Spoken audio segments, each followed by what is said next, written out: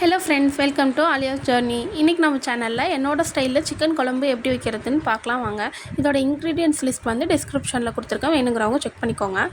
Stove on பண்ணி ஒரு பாத்திரம் வச்சுட்டு அதில் கொஞ்சமாக நல்லெண்ணெய் கடலெண்ணெய் சேர்த்துட்டு பட்டை, சோம்பு, கிராம்பு இதெல்லாம் சேர்த்து எல்லாம் புரிஞ்சு வந்த உடனே கொஞ்சமாக கருவேப்பிலை, ஒரு 4 பச்சை மிளகாவை 2 கட் பண்ணி போட்டுக்கோங்க. ஒரு கையளவுக்கு வந்து சின்ன வெங்காயம் சேர்த்துக்கோங்க. என்கிட்ட சின்ன வெங்காயம் இல்லாததுனால நான் பெரிய வெங்காயம் சேர்த்துருக்கேன். அதனால் கலர் சேஞ்ச் ஆன உடனே தக்காளி 2 கட் பண்ணி சேர்த்துக்கோங்க.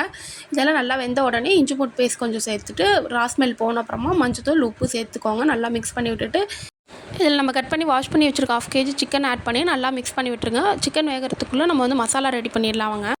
மசாலாவுக்கு ஒரு வெறும் வானல் அடுப்பில் வச்சுக்கோங்க. வானல் ஹீட் ஆன உடனே அதில் 1 ஸ்பூன் சோம்பு, 1 ஸ்பூன் சீரகம், 1 ஸ்பூன் மிளகு, கொஞ்சமாக பட்டை, ஒரு 4 கிராம்பு எல்லாம் போட்டு நல்லா ட்ரை ரோஸ்ட் பண்ணி எடுத்துக்கோங்க. அதிலே கொஞ்சமாக கருவேப்பிலையும் போட்டு ரோஸ்ட் பண்ணி எடுத்துக்கோங்க. தென் ஒரு 1/2 ஸ்பூன் வந்து கொத்தமல்லி, 4 வரமிளகாய் சேர்த்து நல்லா ரோஸ்ட் பண்ணி எடுத்துக்கோங்க. அதே பேனில் கொஞ்சமாக எண்ணெய் ஊற்றி ஒரு கைப்பிடி அளவுக்கு வெங்காயம், ஒரு பெரிய சைஸ் தக்காளி எல்லாம் போட்டு நல்லா வதக்கிக்கோங்க. கொஞ்சமாக அதிலே கருவேப்பிலையும் சேர்த்துக்கோங்க. இந்த நல்லா வதங்கி வந்த உடனே ஒரு முடி தேங்காவை திருவி அதில் சேர்த்து நல்லா வதக்கிக்கோங்க. நம்ம ட்ரை இன்க்ரீடியன்ட்ஸ் வறுத்து வச்சுருக்கோம் இல்லைங்களா, அதையும் வந்து இதோட மிக்ஸ் பண்ணி நல்லா ரோஸ்ட் பண்ணிக்கோங்க. கடைசியாக அரைக்க போகும்போது இதில் கொஞ்சமாக பொட்டுக்கடலை சேர்த்து மிக்சியில் நைஸ் பேஸ்ட்டாக அரைச்சி எடுத்துக்கலாம்.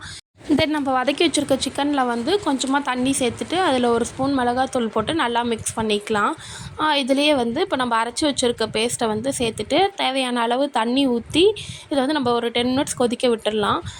கடைசியாக இது நல்லா கொதித்து வந்ததுக்கப்புறமா கொஞ்சமாக கொத்தமல்லி தூளை தூவி இறக்கிட்டாக்க சூப்பரான சிக்கன் குழம்பு ரெடி. நீங்களும் ட்ரை பண்ணி பார்த்துட்டு இந்த ரெசிபி எப்படி இருந்துச்சுன்னு சொல்லுங்கள்.